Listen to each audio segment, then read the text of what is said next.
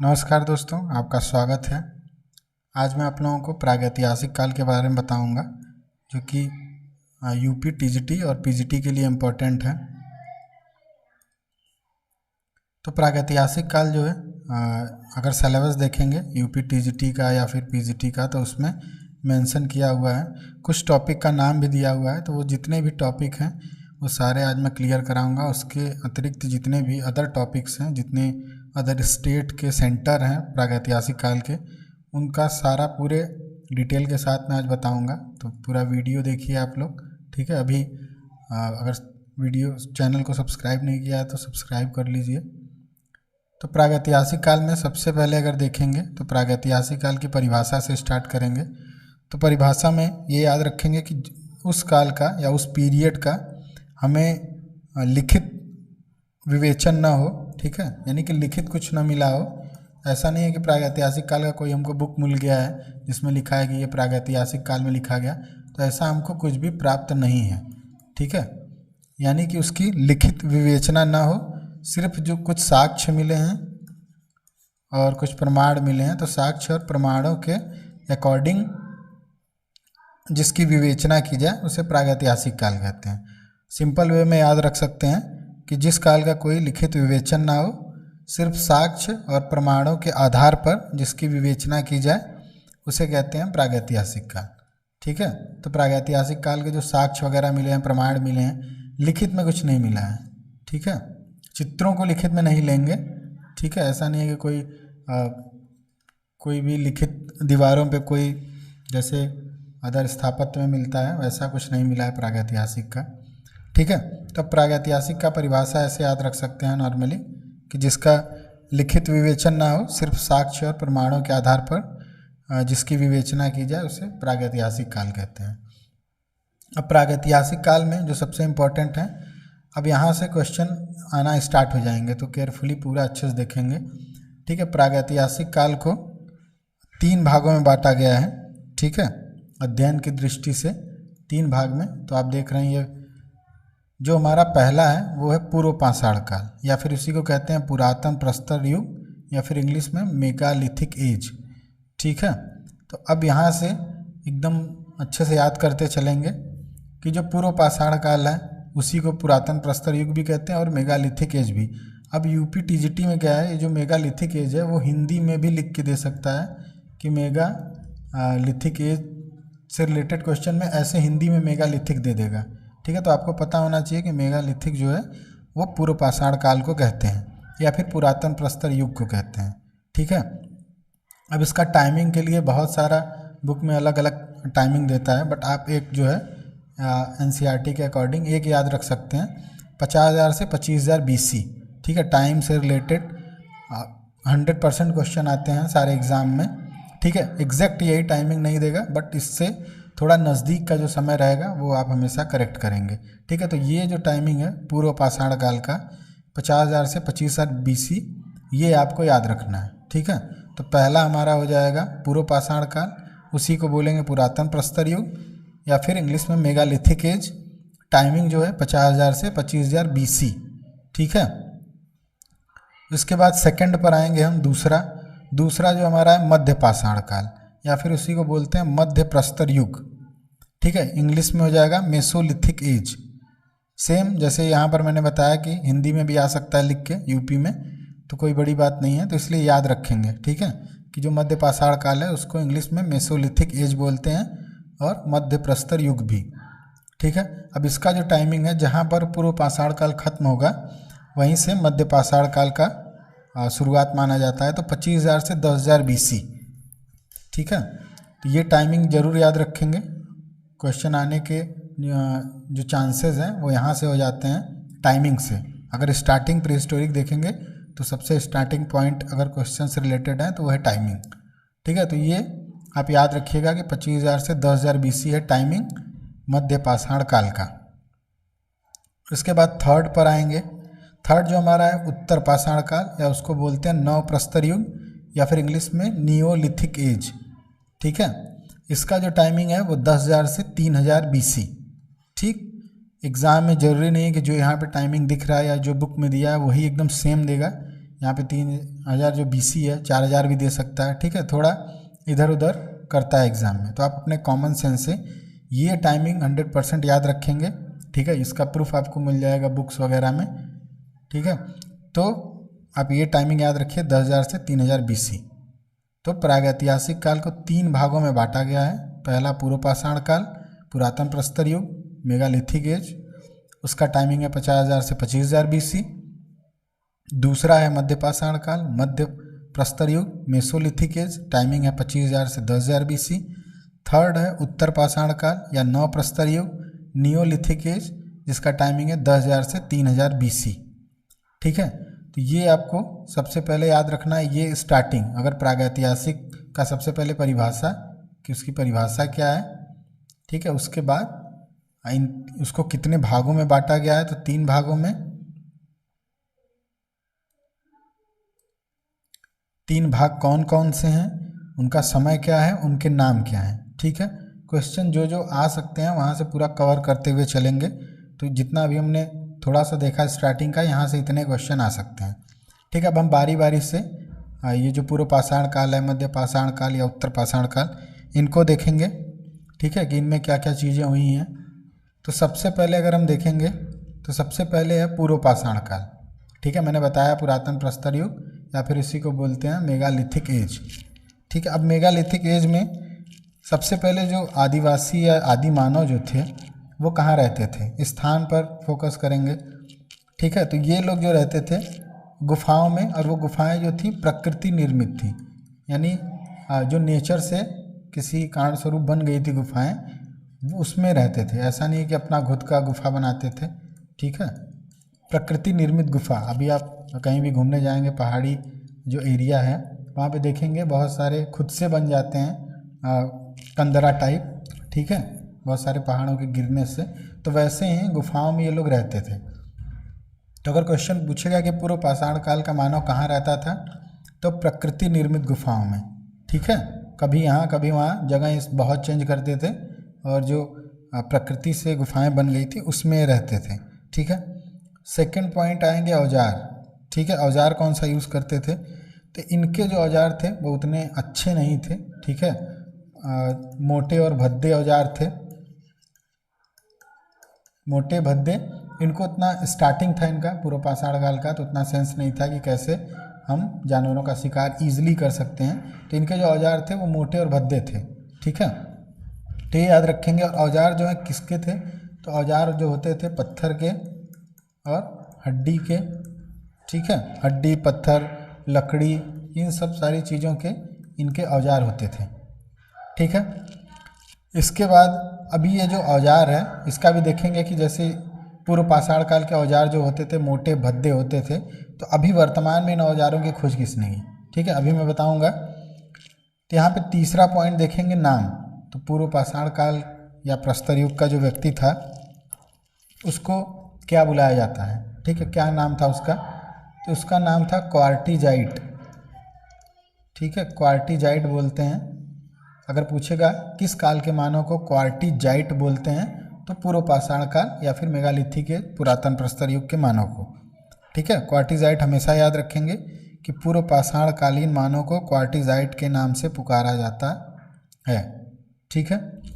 अब यहाँ पे इतनी चीज़ें आप याद रखेंगे। ये हमारा पहला है पूर्व पाषाण काल। स्थान जो था प्रकृति निर्मित गुफाओं में रहते थे। औजार जो थे भद्दे और मोटे थे, पत्थर, हड्डी, लकड़ी के बने होते थे। इनका जो नाम था, जिस नाम से इनको जाना जाता है पूर्व पाषाण कालीन मानव को, वो था क्वार्टिजाइट, ठीक है। अब यहाँ पे जो औजार हैं इसमें सबसे पहला औजार किसने ढूंढा है, तो वो देखेंगे। प्रथम औजार किसने ढूंढा, तो प्रथम औजार जो ढूंढा था, ठीक है, वो रॉबर्ट ब्रूसफुट ने ढूंढा था। उनका नाम याद रखेंगे, अभी मैं दिखाऊंगा अभी, ठीक है। रॉबर्ट ब्रूसफुट, ये याद रखिए, ठीक है। मिलान वाले में या नॉर्मली क्वेश्चन में आ सकता है, यूपीटीजीडी में तो वन लाइनर ही क्वेश्चन आता है अधिकांशतः। तो रॉबर्ट ब्रूसफुट जो थे, इन्होंने पहला औजार खोजा था, ठीक है, मद्रास में, मद्रास के पल्लावरम में, ठीक है। ये आपको याद रखना है कि मद्रास के पल्लावरम नामक स्थान पे रॉबर्ट ब्रूसफुट ने पहला औजार ढूंढा था, ठीक है। अब औजार ये जो प्रथम वाली चीज़ें हैं ये बहुत इंपॉर्टेंट होती हैं, पूछता है हमेशा, सेकंड या थर्ड कभी भी नहीं पूछता है, पहला ही हमेशा पूछता है। ठीक है, कि प्रस्तर युग के औजारों की खोज किसने की। यहाँ से बहुत सारे क्वेश्चन बन सकते हैं। पहला, प्रस्तर युग के औजारों की खोज किसने की, तो रॉबर्ट ब्रूसफुट। दूसरा क्वेश्चन जो है कि प्रस्तर युग के औजारों की खोज सबसे पहले कहाँ पर हुई, तो मद्रास में हुई। ठीक है, ऐसे बहुत सारे क्वेश्चन यहाँ से आ सकते हैं। ठीक है, तो ये याद रखेंगे। इसके बाद ये देखिए औजार है जो यहाँ पे लिखा हुआ है, देखेंगे तो discovered by geologist Robert Bruce Foote. ठीक है, नीचे हेडिंग में है, रॉबर्ट ब्रूसफुट ने 1863 में इसको ढूंढा था। ठीक है, चेन्नई के आसपास। ठीक, तो ये याद रखेंगे, टाइमिंग इसकी 1863 है और रॉबर्ट ब्रूसफुट जो थे उन्होंने इसको ढूंढा हुआ है। ठीक है, ये अगर बुक में देखेंगे अधिकांशतः तो उसमें पल्लावरम लिखा है और जगह देखेंगे तो अतिरम पक्कम लिखा है। ठीक है, तो ये दोनों नाम आप याद रखिए। बुक के लिए पल्लावरम, अगर पल्लावरम ऑप्शन में नहीं है तो अतिरम पक्कम। ठीक है, ये स्थान है, तो आपको ये याद रखना है। ठीक है, ये इम्पोर्टेंट है काफ़ी। हमारा जो पहला है पूर्व पाषाण काल, उसका सारा क्लियर हो गया। प्रकृति निर्मित गुफाओं में रहते थे, मोटे भद्दे औजार बनाते थे, क्वार्टिजाइट उनको बोला जाता था। जो पहला औजार है वो रॉबर्ट ब्रूसफुट ने ढूंढा था मद्रास में, पल्लावरम में, या फिर एक और नाम अतिरम पक्कम याद रख लेंगे। ठीक है, ठीक, ये नाम रॉबर्ट ब्रूसफुट का ज़रूर याद रखेंगे। इसके बाद सेकंड पर आएंगे, यानी कि मध्य पाषाण काल। ठीक है, मध्य पाषाण काल जो है इसको बोलते हैं मेसोलिथिक एज। बेसिकली मध्य पाषाण काल में कोई कुछ विशेष संकेत नहीं था। ठीक है, जो अगर देखेंगे 3 मैंने बताया, पूर्व पाषाण काल, मध्य पाषाण काल, उत्तर पाषाण काल। तो पूर्व और जो उत्तर है उसको जोड़ने का जो काम किया था वो मध्य पाषाण काल ने किया था। ठीक है, माना जाता है कि ये संधि काल के रूप में ये पीरियड को बोलते हैं कि मध्य पाषाण काल जो है वो पूर्व पाषाण काल और उत्तर पाषाण काल का संधि काल है। ठीक है, ये चीज़ें हो गई थी कि यहाँ का जो मानव था उसने औजारों को, जो औजार थे उसने डेवलप कर लिए थे, ज़्यादा अच्छे सुडौल औजार बनाने लगे थे पीछे के मुकाबले। ठीक है, औजार जो थे वो काफ़ी अच्छे हो गए थे इनके, और जितनी भी चीज़ें पीछे थीं पिछले पीरियड में उससे इन लोगों ने कुछ ज़्यादा ही अच्छा डेवलप कर लिया था। ठीक है, तो ये हमेशा याद रख लेंगे कि बहुत ज़्यादा काम तो नहीं हुआ बट डेवलपमेंट हो गया था काफ़ी। अब इसके बाद देखेंगे तो यहाँ पे जो औजार वो थे माइक्रोलिप्स। ठीक है, सबसे मेन जो औजार था वो था माइक्रोलिप्स। अगर पूछेगा माइक्रोलिप्स क्या है तो ये औजार है। ये वो औजार हैं जो छोटे होते थे लेकिन बहुत ही शार्प सुडौल होते थे, तो माइक्रोलिप्स बोलते हैं नुकीले औजारों को। ठीक है, जो कि मध्य पाषाण काल में बने। जैसे ये देखिए, ये सारे जो हैं ये माइक्रोलिप्स हैं। ठीक है, मेसोलिथिक पीरियड के टूल्स हैं। ये देखिए छोटे छोटे हैं बट बहुत नुकीले। ठीक है, ये शार्प हैं बहुत सारे। इस पीरियड में इतना इनको नॉलेज हो गया था कि जो भी हम शिकार करेंगे या जानवरों को मारेंगे वो अगर धारदार हथियार रहेगा नुकीला तो उससे ज़्यादा इफेक्टिव होगा। मोटा हथियार से कम टाइम ज़्यादा लगेगा। ठीक है, शिकार करने में। तो यहाँ देखिए कितना ये इस फिगर में, फिगर नंबर 2 में अगर देखें तो इसमें पतला हथियार है 3 सेंटीमीटर का और नुकीला है एकदम। ठीक है, ऐसे ही ऊपर मेसोलिथिक पीरियड में जो ढेर सारे औजार हैं ये याद रखेंगे कि ये सब हैं मेसोलिथिक पीरियड के। ठीक है, अब ये किन पत्थरों के बनते थे ये भी एक पॉइंट है, वो पूछा नहीं है बट आप याद कर सकते हैं। जो जेस्पर नाम का पत्थर होता था, जेस्पर एंड फ्लिंट। ठीक है, फ्लिंट भी था, जेस्पर, फ्लिंट, ये सारे पत्थर यूज़ होते थे और उससे ये लोग बनाते थे। ठीक है, तो ये याद रखेंगे मध्य पाषाण काल के मानव ने ये जो माइक्रोलिप्स औजार हैं इनको बनाया था। ये काफ़ी शार्प होते थे ये सारे औजार। ठीक, तो मध्य पाषाण काल में हमको अगर याद रखना है तो वो है माइक्रोलिप्स। ठीक, ये ज़्यादा इम्पोर्टेंट हो जाएगा माइक्रोलिप्स, आप याद रखिएगा। ठीक है। अब माइक्रोलिप्स जो औजार हैं इसकी खोज किसने की है, ठीक, क्योंकि अगर ये औजार मिला है तो किसी ने तो इसको खोज करके इसका अध्ययन किया है, जिससे हमको पता चल रहा है। तो माइक्रोलिप्स औजारों की जो खोज है वो 1867 में हुई है, ठीक है, 1867 में हुई है।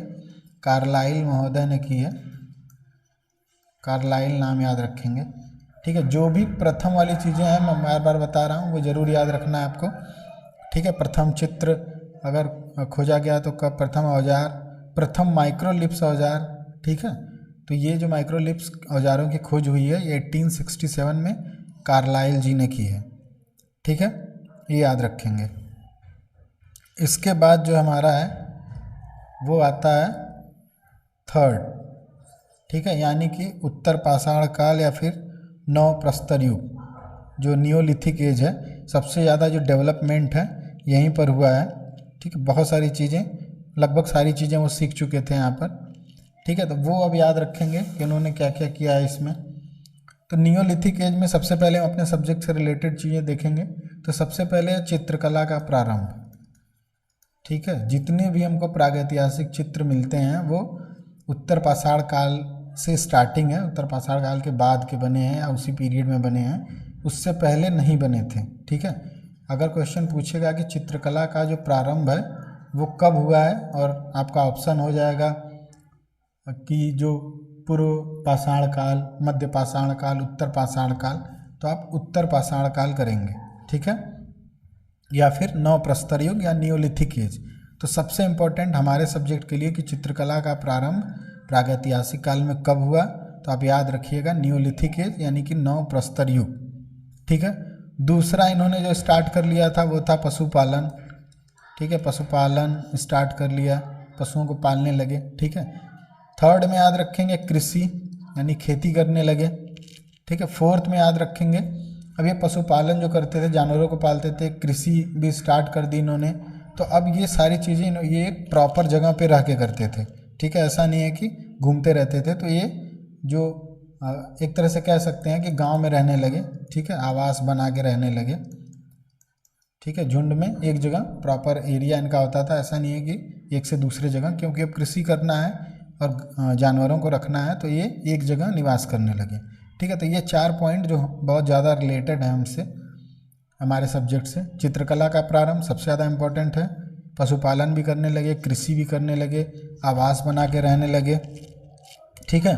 इसके बाद देखेंगे नेक्स्ट पॉइंट जो है बर्तनों का यूज़ करने लगे, बर्तन प्लस भांड, ठीक है, बड़े बर्तन जो होते हैं उनका। अब ये जो बर्तन यूज़ कर रहे थे ये कैसे बना रहे थे, तो इन्होंने चाक का आविष्कार किया, ठीक है, चाक का प्रयोग करने लगे। ये भी क्वेश्चन पूछा है कि चाक का आविष्कार कब हुआ, या जैसे DSSB में क्वेश्चन आया था कि जितने भी बर्तन थे वो कैसे बनते थे, ठीक है, ऐसे बहुत सारे क्वेश्चन आते हैं। तो यहाँ आप याद रख लेंगे कि चाक जो है ये स्टार्ट कर चुके थे चाक का प्रयोग, ठीक है। तो इतने पॉइंट हैं उत्तर पाषाण काल में जो आपको याद रखने हैं। अब ये जो नव प्रस्तर युग है यहाँ से भी बहुत सारे औजार मिले हैं, ठीक है। तो कुछ औजारों को अगर आप देखना चाहें जो फेमस हैं, तो एक गढ़ा हुआ गोल यंत्र मिला है, ठीक है, जो कि नर्मदा नदी घाटी से मिला, ये याद रखेंगे, ठीक है। इसके बाद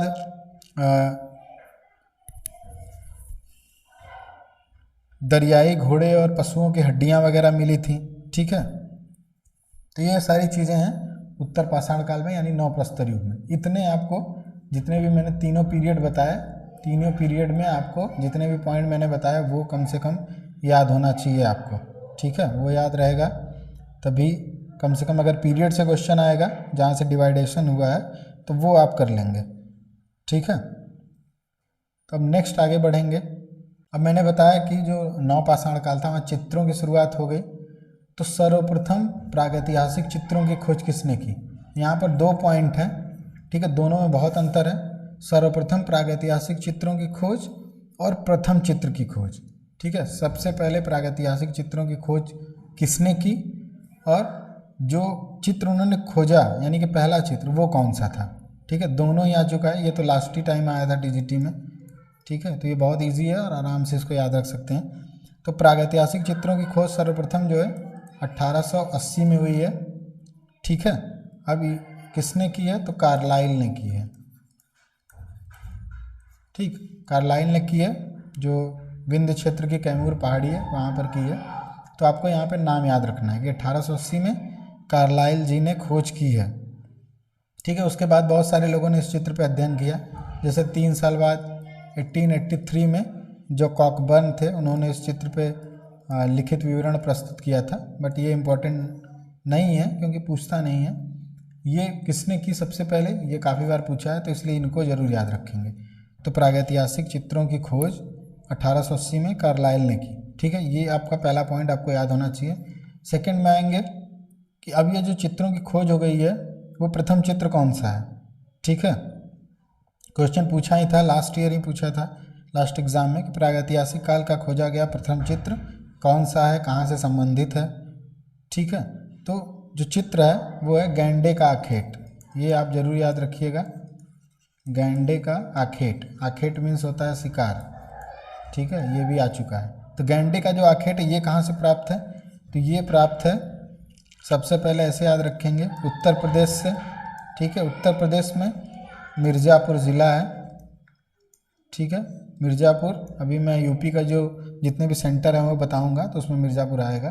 तो यहाँ पे पहले चित्र जो है वो याद रखेंगे। तो गैंडे का आखेट पहला चित्र है उत्तर प्रदेश के मिर्ज़ापुर में, वहाँ पे घोड़मंगर गुफा है। ठीक है, घोड़मंगर। ठीक है, अब घोड़मंगर में हरनी हरन नामक जगह से प्राप्त है, हरनी हरन। ये इतना आपको याद रखना है। अब ऑप्शन जो है इनमें से कुछ भी दे सकता है। ठीक है, हरनी हरन भी दे सकता है, घोड़मंगर भी, मिर्ज़ापुर भी और उत्तर प्रदेश भी। डिपेंड करेगा कि ऑप्शन किस टाइप से पूछ रहा है। ठीक है, तो ये ज़्यादा यूज़फुल रहेगा आपके लिए। चारों चीज़ें याद रख लें। ठीक, तो ये याद रखिए, घोड़मंगर से जो गैंडे का शिकार है या गैंडे का आखेट है, ये हमारा भारत के प्रागैतिहासिक चित्र पहला चित्र है। ठीक है, तो ये याद रखिएगा। तो ये दोनों चीज़ें, दोनों पॉइंट आप याद रख लीजिए, दोनों पॉइंट से क्वेश्चन आ सकते हैं। ठीक है, अब इसके बाद जो है भी भारत में जितने भी स्टेट हैं वहाँ कौन कौन से प्रागैतिहासिक क्षेत्र हैं उनको देखेंगे। ठीक है, बारी बारी से, क्योंकि वहाँ से क्वेश्चन सबसे ज़्यादा आएंगे। ठीक है, तो शुरू करते हैं। तो सबसे पहले अगर देखेंगे तो उत्तर प्रदेश। ठीक है, उत्तर प्रदेश को सबसे पहले लेते हैं कि उत्तर प्रदेश के जो प्रागैतिहासिक केंद्र हैं वो कौन कौन से हैं। ठीक है, तो उत्तर प्रदेश में मैंने बताया था कि मिर्ज़ापुर ज़िला है जहाँ से सबसे पहले हमारा प्रथम चित्र प्राप्त है। ठीक है, पहला चित्र यानी प्रागैतिहासिक काल का पहला चित्र मिर्ज़ापुर से प्राप्त है, यहाँ से घोड़मंगर से। ठीक है, इसमें अब मिर्ज़ापुर ज़िले में बहुत सारे सेंटर आते हैं, ये नाम दिख रहे होंगे, कोहबर है, सुरहो घाट है, भलडारिया है, घोड़मंगर और लिखुनिया दरी। ठीक है, तो सभी जितने भी जगह हैं उनमें सारा हमको याद रखना है कि किस किस जगह से क्या है, और ये भी याद रखेंगे कि मिर्ज़ापुर के अंतर्गत ये सारी जगह आते हैं। ठीक है, इसमें हरनी हरन भी एक ऐड कर लेंगे। ठीक, अब ये देखिए कि जैसे अगर सुरहो घाट का या फिर कोहबर का देखें तो कुछ बहुत नॉर्मली क्वेश्चन यहाँ से पूछता नहीं है। वैसे अभी मेन अगर पूछता है तो पहला चित्र और मिर्ज़ापुर, बट फिर भी याद रख लेंगे जो फेमस चीज़ें हैं। जैसे सुरहो घाट से एक चित्र मिला है, शाही का आखेट। ठीक है, शाही का आखेट, ये चित्र इम्पॉर्टेंट है सुरहो घाट का, तो आप ये इसको याद रखेंगे। ठीक है, लिखुनिया, जैसे लिखुनिया दरी से जो चित्र मिले हैं वो आप देखेंगे तो उसमें हाथी बने हुए हैं। ठीक है, हाथियों का चित्र है। ठीक है, एक बारात जैसा पूरा चित्र है। ठीक है, उसमें हाथियों का भी चित्र है जिस पे बैठ के लोग जा रहे हैं, और बारहसिंघा का भी चित्र है, बारहसिंघा का शिकार करते हुए लोग। ठीक, तो लिखुनिया जो है वो गरई नदी के किनारे है, तो गरई नदी के किनारे लिखुनिया है और यहाँ पे हाथियों के चित्र और बारहसिंघा का चित्र मिला है। ठीक है, घोड़मंगर का आपको पता ही है, घोड़मंगर में हमारा पहला चित्र मिला है, सबसे इम्पोर्टेंट जो है गैंडे का आखेट। ठीक है, ये कुछ चित्र हैं जो मिर्ज़ापुर से रिलेटेड हैं, इनको आप ज़रूर याद रखेंगे। ठीक है, अब जैसे और भी सेंटर हैं फेमस में, एक विडम है, जिसको हम विंडम फॉल कहते हैं, टूरिस्ट प्लेस है, वो भी प्रागैतिहासिक केंद्र के अंतर्गत ही आता है मिर्ज़ापुर में। तो विंडम हो गया, ठीक है, वहाँ पे जगदीश गुप्त ने खोज की थी विंडम की। तो ये इतना इम्पोर्टेंट नहीं है ना, तो इम्पोर्टेंट चित्र मिलते हैं, आप नाम याद रख सकते हैं कि किसने कहाँ पे क्या मिला हुआ है, ठीक है। तो अगर यूपी में देखें तो आपको सिर्फ मिर्ज़ापुर याद रखना है, ठीक है। तो मिर्ज़ापुर में पहला चित्र मिला है, इसलिए पूरे भारत का, तो इसलिए हमको ये ज़रूर याद रखना है। पहले चित्र के बारे में सारा विवरण मैंने बताया है, ठीक है, वो भी याद रखेंगे। और चित्र का नाम क्या है, वो किस स्थान से प्राप्त है, तो वो सब। तो उत्तर प्रदेश के प्रागैतिहासिक केंद्रों में इतना आप याद रखिए, ठीक है।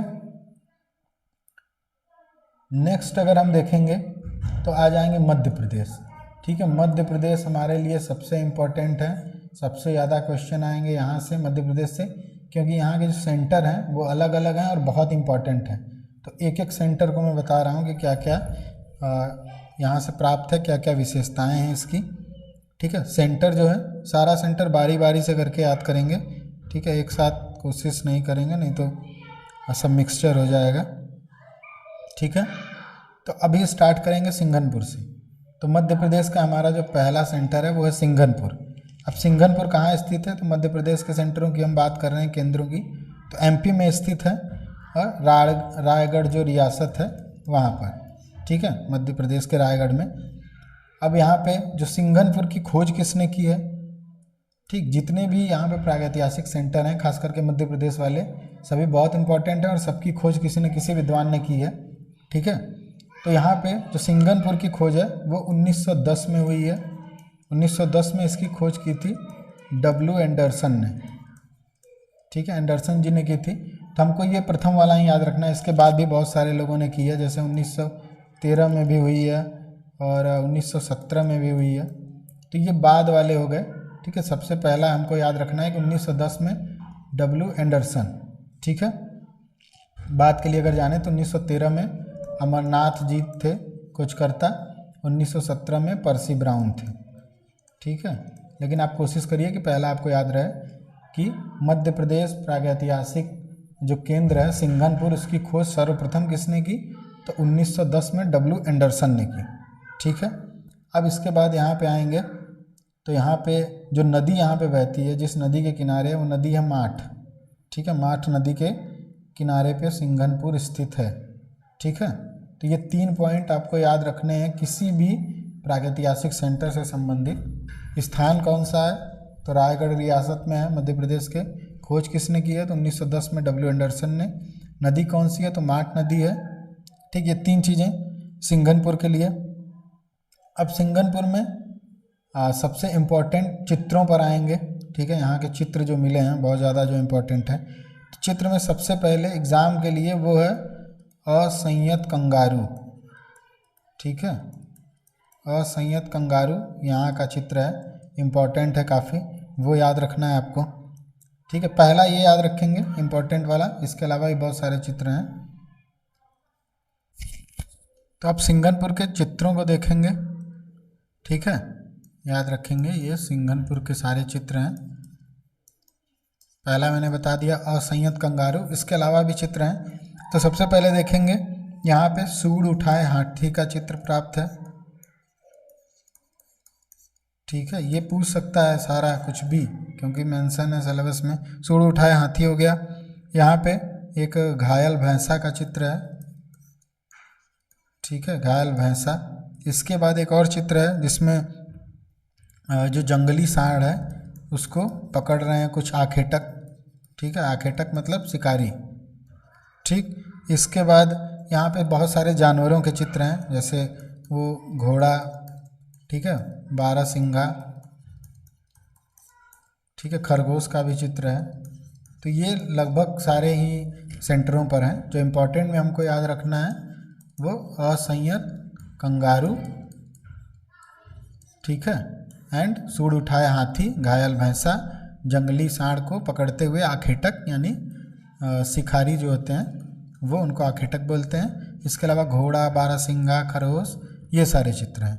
तो सिंघनपुर जो है इतना आपको याद रखना है। एक बार फिर देख लीजिए, सिंघनपुर जो है स्थान रायगढ़ रियासत में स्थित है। खोज 1910 में डब्ल्यू एंडरसन ने की है। मार्ट नदी के किनारे है। चित्रों में सबसे पहले असंयत कंगारू, सूंड उठाए हाथी, घायल भैंसा, जंगली सांड को पकड़ते हुए शिकारी, घोड़ा बारहसिंगा, खरगोश, ये सारे चित्र हैं हमारे पहले सेंटर से जो कि एमपी का है, वो है सिंघनपुर। ठीक है, सिंघनपुर क्लियर हो गया सबको। नेक्स्ट देखेंगे सिंघनपुर के बाद जो हमारा दूसरा आ जाता है वो है भीमबेटका। ठीक है, अब जो भीमबेटका है वो कहाँ पे स्थित है, तो मध्य प्रदेश में ही है, भोपाल के निकट। ठीक है, ये याद रखेंगे, भोपाल से लगभग 60 किमी दूर है, दक्षिण में स्थित है। ठीक है, अब भीमबेटका की जो खोज है वो किसने की है, तो खोज की है वीएस वाकाडकर जी ने। ठीक है, वीएस वाकाडकर। अब वीएस वाकाडकर का पूरा नाम जो है विष्णु श्रीधर वाकाडकर।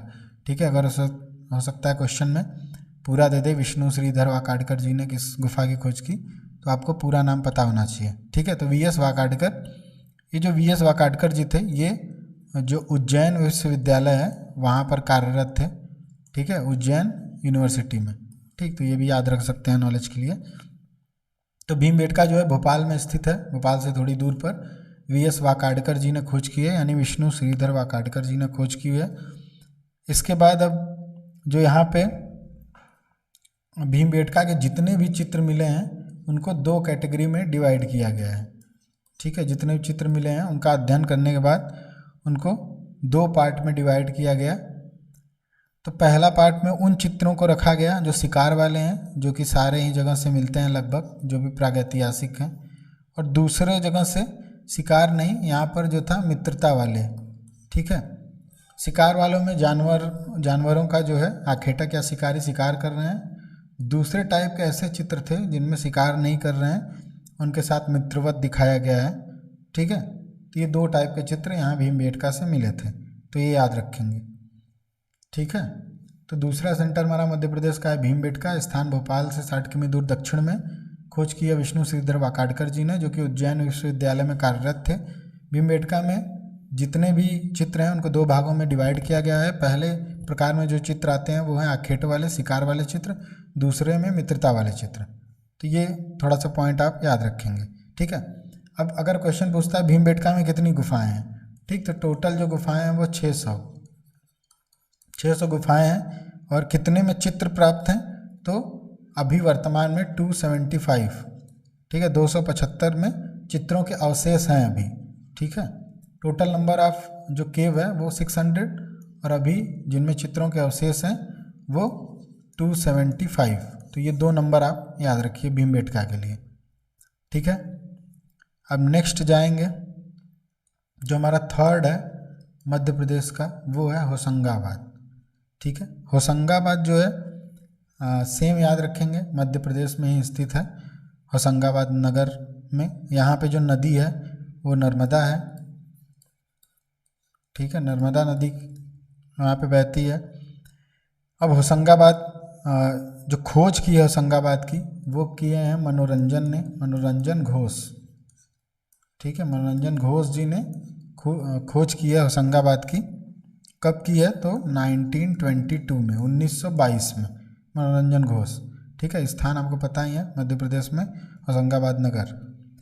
ठीक, तो होशंगाबाद जो है मध्य प्रदेश का तीसरा बहुत इंपॉर्टेंट सेंटर है, प्रागैतिहासिक सेंटर। ये खोज मनोरंजन घोष ने की है। नदी है नर्मदा नदी। अब यहाँ पे चित्र देखेंगे तो चित्रों में सबसे पहले इम्पोर्टेंट में देखेंगे। ठीक है, ये होशंगाबाद के सारे चित्र मैं बता रहा हूँ। तो पहला जो इम्पोर्टेंट चित्र है वो है 4 धनुर्धारी।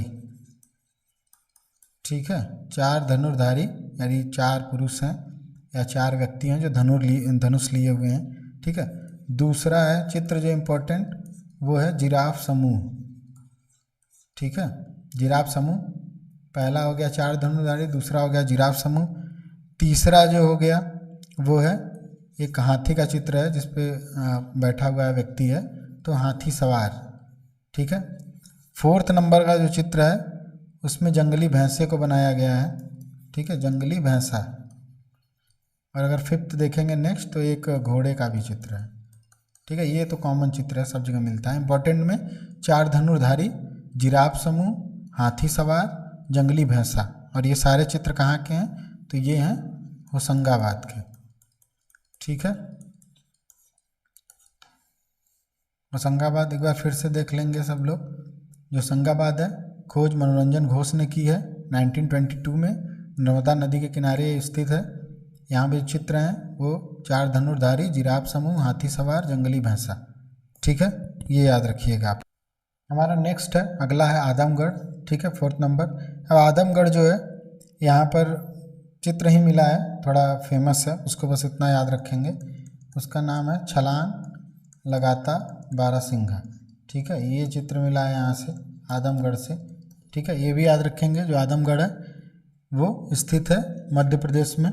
ठीक है, ये भी इम्पोर्टेंट, जितने भी आते हैं उसमें इसका भी नाम है, सारे सेंटर जो भी आपको मिलेंगे। यहाँ पर एक और चित्र है कि एक हाथी है जिस पे आखेटक चढ़े हुए हैं, यानी कि शिकार जो हैं, शिकारी जो हैं वो हाथी के ऊपर चढ़े हुए हैं। ठीक है, और छलांग लगाता बारहसिंघा, हाथी के ऊपर आखेटक।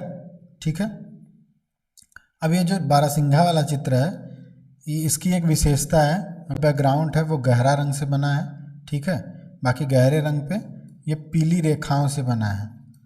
ठीक है, पीली रेखा से बना है, तो ये थोड़ा सा विशेषता है इसकी, इस चित्र की, तो ये आप याद रख सकते हैं। ठीक है, नेक्स्ट देखेंगे। जो नेक्स्ट हमारा है, नेक्स्ट सेंटर, 5वां सेंटर, वो है पहाड़गढ़। ठीक है, पहाड़गढ़ जो है ये मध्य प्रदेश में है, मुरैना ज़िले में। ठीक है, मुरैना यहाँ का ज़िला है, वहाँ पे स्थित है। पहाड़गढ़ की खोज की है DPS द्वारिकेश जी ने। ठीक है, ये याद रखेंगे। 3rd पॉइंट, पहाड़गढ़ किस नदी के किनारे है, तो नदी यहाँ पर जो है वो है आसन। ठीक है, आसन नदी DPS द्वारिकेश ने खोज की है और ये मुरैना ज़िले में स्थित है पहाड़गढ़। ठीक है, अब यहाँ पर जो पहाड़गढ़ में जो चित्र मिले हैं, पहाड़गढ़ के चित्र देखेंगे सारे, तो यहाँ पर चित्र भी जैसे कॉमन सब जगह मिले हैं शिकार वाले चित्र, वही मिले हैं यहाँ से भी। ठीक है, अधिकांशतः ये माना जाता है कि ये गुफा जो है वो पूरी तरीके से मधुमक्खियों से भरी हुई है। ठीक है, ये 1500 वर्ग फीट में गुफा है जो कि मधुमक्खियों से भरी है। ठीक है, तो ये थोड़ा याद रखेंगे। चित्र में देखेंगे तो वही आखेट वाले चित्र हैं, शिकार वाले। पुरुष जो हैं वो भाला लिए हुए बने हैं। ठीक है, यानी कि शिकार करने जा रहे हैं। ठीक है, तो ये नॉर्मली पहाड़गढ़ आप याद रखिए। पहाड़गढ़ में इम्पॉर्टेंट यही है, मध्य प्रदेश का ये सेंटर है, मुरैना ज़िला है, DPS द्वारिकेश खोज करता है और आसन नदी है। ठीक है, इसके बाद आता है, बहुत इम्पॉर्टेंट है ये, पंचमढ़ी। ठीक है, पंचमढ़ी सबसे ज़्यादा इम्पॉर्टेंट है। पंचमढ़ी सबसे पहले देखेंगे स्थान कहाँ है, मध्य प्रदेश में है, महादेव नामक पहाड़ी पे स्थित है। ठीक है, महादेव पहाड़ी, ये याद रखिए, पहला पॉइंट। दूसरा, पंचमढ़ी की खोज किसने की है, तो DH गार्डन ने की है। ठीक है, एक पॉइंट यहाँ पे ये याद रखेंगे कि पंचमढ़ी के चित्रों की खोज किसने की है, तो DH गार्डन ने। ठीक है, अगर वैसे DH गार्डन ही हमेशा सही कराए हैं, तो पंचमढ़ी के चित्रों की खोज किसने की, तो DH गार्डन। अगर DH गार्डन ऑप्शन में नहीं है तब GR हंटर को करेंगे, अदरवाइज DH गार्डन को ही करेंगे। अब इन्होंने जो खोज की है वो 1936 में, यानी कि 1936 में की है। ठीक है, अब यहाँ पर जो नदी है, नदी का नाम है ताव नदी, और गुफाएं कितनी हैं, तो गुफाओं की जो संख्या है वो है 50। तो ये 4 पॉइंट आपको याद रखने हैं पंचमढ़ी से रिलेटेड, कि महादेव पहाड़ी पर स्थित है, DH गार्डन ने चित्रों की खोज की है 1936 में, ताव नदी के किनारे स्थित है, यहाँ पर 50 गुफाएं हैं। ठीक है, अब यहाँ पे आएंगे चित्रों पर, जो चित्र हैं यहाँ के इम्पोर्टेंट, तो पंचमढ़ी याद रखेंगे। यहाँ के चित्र मैं बता रहा हूँ, पंचमढ़ी के जो चित्र हैं उसमें सबसे इम्पोर्टेंट जो है वो है शहद एकत्रित करते हुए। ठीक है, जो आदि मानव हैं वो शहद एकत्रित कर रहे हैं, तो पहला ये चित्र हो गया। दूसरा जो है, पंचमढ़ी में ही एक स्थान है बाजार केप, वहाँ से विशालकाय बकरी का चित्र मिला है। ठीक है, विशालकाय बकरी अगर पूछेगा और ऑप्शन में पंचमढ़ी है तो पंचमढ़ी करेंगे, अगर पंचमढ़ी नहीं है तो बाजार केप, बाजार केप नाम है स्थान का। ठीक है, उन 50 गुफाओं में से एक। इसके बाद एक और यहाँ का है सांभर का आखेट, ठीक है, यानी सांभर का शिकार। ये चित्र है, पंचमढ़ी ऑप्शन में है तो पंचमढ़ी करेंगे, अगर पंचमढ़ी नहीं है तो इमली खो, ठीक है, इमली खो करेंगे। ठीक, इसके बाद यहाँ से नृत्य वाले चित्र मिले हैं, ठीक, वो अगर मेन सेंटर पूछेगा तो भाड़ा देव। अगर पंचमढ़ी ऑप्शन में नहीं है तब ये सारे लगाएंगे कि जैसे विशाल का है बकरी, बाजार के, सांभर का आखेट, इमली खो, नृत्य वाले चित्र, भाड़ा देव, ठीक है। अगर पंचमढ़ी ऑप्शन में है तो पंचमढ़ी ही करेंगे सबसे पहले, ठीक है। अब जितने भी पंचमढ़ी के चित्र थे उनको 3 भागों में डिवाइड किया गया, ठीक है। जैसे कुछ जगहों के चित्र को 2 भाग में डिवाइड किया गया क्योंकि अलग अलग टाइप के चित्र थे इसलिए। तो पहले टाइप में पंचमढ़ी का ये याद रखेंगे, पंचमढ़ी के चित्रों में जो पहले टाइप के सबसे ज़्यादा जो चित्र मिले थे वो डमरू नुमा थे, ठीक है। जैसे आपने वर्ली देखा होगा, ठीक है, ऐसी आकृतियाँ थी, ठीक, ऐसी, ये भाला लिए हुए, ठीक है। ये तो डमरू नुमा आकृतियाँ हो गई जो पहली।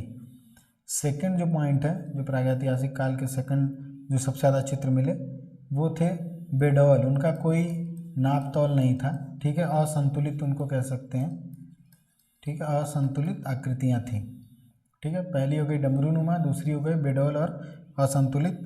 तीसरी जो आकृतियाँ मिली थी वो एक आवासीय जीवन से संबंधित थी, ठीक है, सामाजिक जीवन से, जिसमें कि जो आदिमानव है वो वाद्य यंत्र बजा रहे हैं, ठीक है, म्यूजिकल इंस्ट्रूमेंट बजा रहे हैं। तो ये 3 टाइप के चित्र मिले थे पंचमढ़ी से। प्रागैतिहासिक काल का जो सेंटर है मध्य प्रदेश का पंचमढ़ी, वहाँ के चित्रों को 3 भाग में डिवाइड किया गया। पहला भाग डमरूनुमा चित्र मिले हैं, दूसरा बेडौल और असंतुलित, तीसरा सामाजिक जीवन और वाद्य यंत्र से संबंधित, ठीक है, क्लियर। आप ये याद रखिएगा अच्छे से।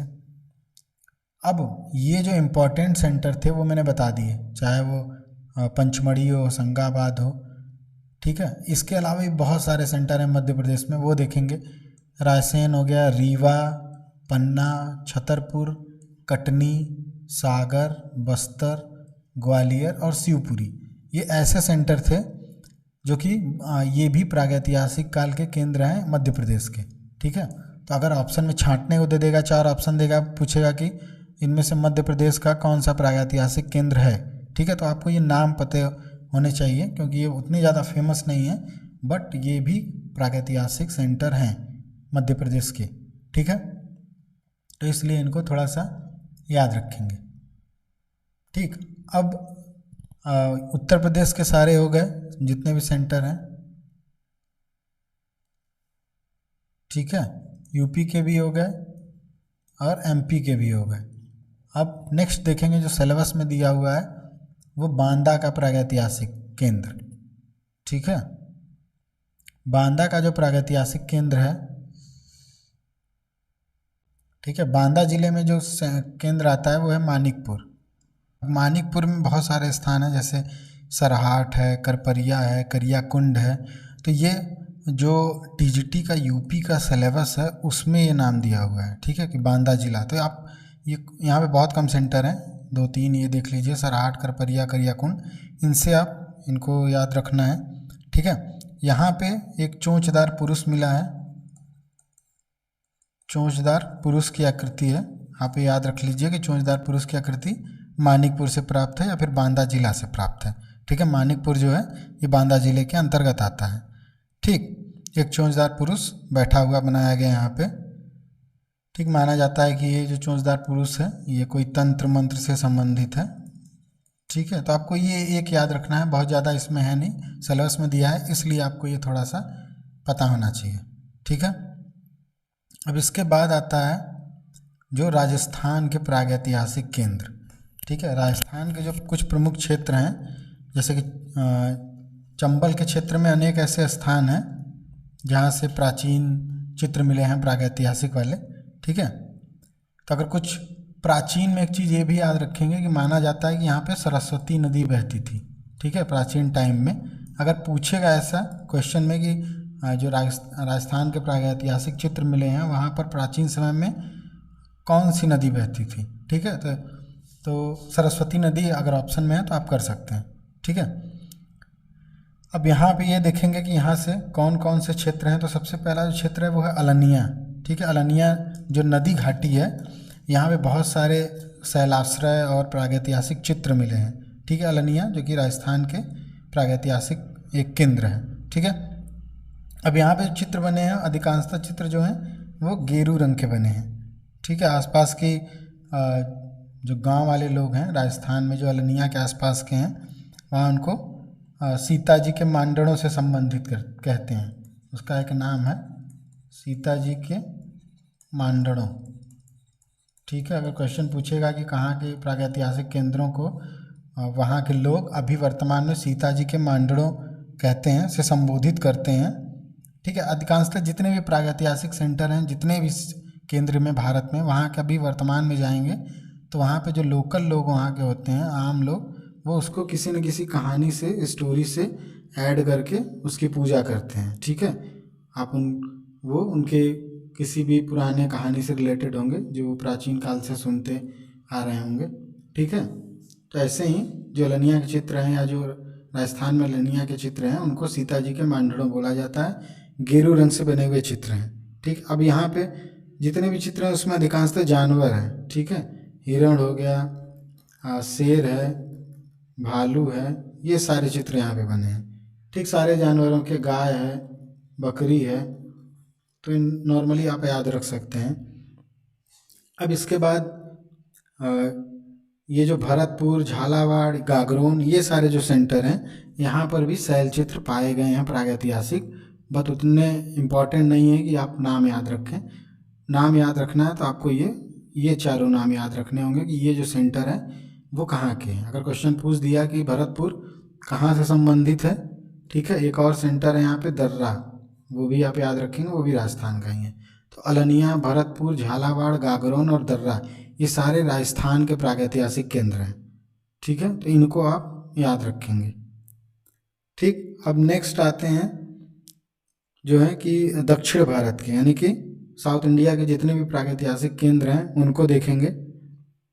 तो दक्षिण भारत में अगर प्रमुख स्थान देखेंगे तो रायचूर है। ठीक है, रायचूर, इसके बाद वसन व गुड़ी है बेंगलोर में जो है। ठीक है, ये बस आपको नाम याद रखने हैं, बहुत यहाँ से फेमस चित्र वगैरह नहीं मिले हैं कि आपको बहुत सारा याद करना पड़े। तो दक्षिण भारत के जो प्रागैतिहासिक चित्रों में रायचूर, वसनगुड़ी, वायनाड है। वायनाड में जिस स्थान पर मिले हैं उसका नाम है एडगल। ठीक है, वायनाड के एडगल से प्राप्त है। बिल्ला सारंगम है, वेल्लारी है। ठीक है, वेल्लारी जो है प्रागैतिहासिक काल के मानव का स्थान भी था, वो यहाँ पे निवास करते थे। तो ये कुछ क्षेत्र हैं जो दक्षिण भारत के हैं। ठीक है, जो कि आपको याद रखने हैं। ठीक, अब रायचूर में एक पर्वत श्रृंखला थी। ठीक है, मान लेंगे पर्वत श्रृंखला, इसका नाम था ऋषिमुख। आप ये इंपॉर्टेंट हो सकता है, ऋषिमुख। ठीक है, ऋषिमुख पर्वत जो श्रेणी थी उस पे बहुत सारे प्रागैतिहासिक केंद्र थे। तो आप ये एक चीज़ इंपॉर्टेंट याद रख सकते हैं। बाकी ये स्थानों के आपको नाम याद रखने हैं, वायनाड, बिल्ला सारंगम, वेल्लारी, रायचूर, वसनगुड़ी। और रायचूर में ऋषिमुख पर्वत श्रेणी जो थी, पर्वतमाला, उस पर बहुत सारे चित्र खोजे गए थे। ठीक है, तो ये याद रखना है आपको। अगर यहाँ के चित्रों की खोज पूछता है किसने कर दी है या की थी, तो 1955 में अलचिन ने की थी, श्रीमती अलचिन। ठीक है, ये इतना डीप में कम चांसेस है पूछने का, आप नाम याद करके रखिए पूरा। ठीक है, अब नेक्स्ट पे आते हैं बिहार। ठीक है, बिहार में जितने भी सेंटर हैं, सबसे पहला काम करना है आपको नाम बस याद रखने हैं। चक्रधरपुर, शाहाबाद, राजगीर, नवादा, ये 4 नाम अगर पूछेगा कहाँ के प्रागैतिहासिक सेंटर हैं तो आपको पता होना चाहिए कि बिहार के हैं। ठीक है, तो ये याद रखिए। यहाँ से यहाँ पर भी सेम वही आखेट वाले चित्र हैं, शिकार वाले, बहुत स्पेशल कोई चित्र नहीं है। 1-2 लेटी हुई आकृतियाँ बनी हैं। ठीक है, तो वो थोड़ा सा याद रख सकते हैं, अदरवाइज उतना बस इम्पॉर्टेंट है आपको नाम याद रखना। ठीक है, ये बिहार के हो गए।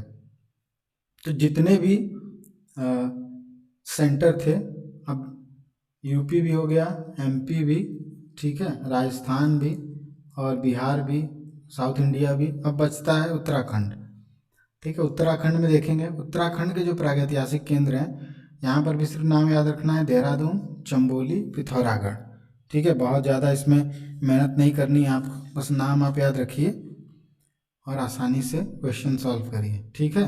नाम याद रख लीजिएगा सारा। तो अब जितने भी सेंटर थे वो सारे मैंने करा दिए हैं। सबसे पहले जो यूपी था और उसके बाद एमपी। एमपी हमारा बहुत इंपॉर्टेंट है, तो इसको आप ज़्यादा टाइम दीजिए, ठीक है। यूपी में तो सिर्फ एक सेंटर है, मिर्ज़ापुर, तो आप उसको तो याद रख लेंगे। बाकी एमपी में जितने सेंटर हैं उनकी सारी डिटेल। उसके बाद राजस्थान भी हो गया और बिहार, ठीक है, दक्षिण भारत, ठीक। उसके बाद उत्तराखंड है।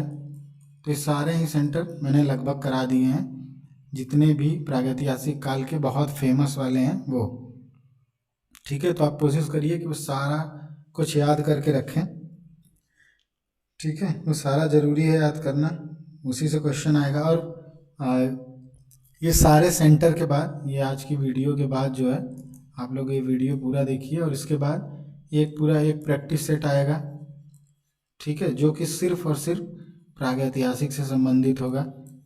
मैं बताऊंगा सारा प्रागैतिहासिक से संबंधित जितने भी क्वेश्चन हो सकते हैं उस सेट में रहेंगे। ऐसे एक टॉपिक आप पढ़िए, उस टॉपिक के बाद एक प्रैक्टिस सेट, तो आपको ये टॉपिक भी क्लियर हो जाएंगे और प्रैक्टिस सेट से आपके क्वेश्चन भी क्लियर हो जाएंगे, ठीक है। तो ये ज़्यादा इम्पोर्टेंट रहेगा आप लोगों के लिए, ठीक। बाकी जितने भी सेंटर थे इम्पोर्टेंट मैंने सारा कुछ बता दिया है।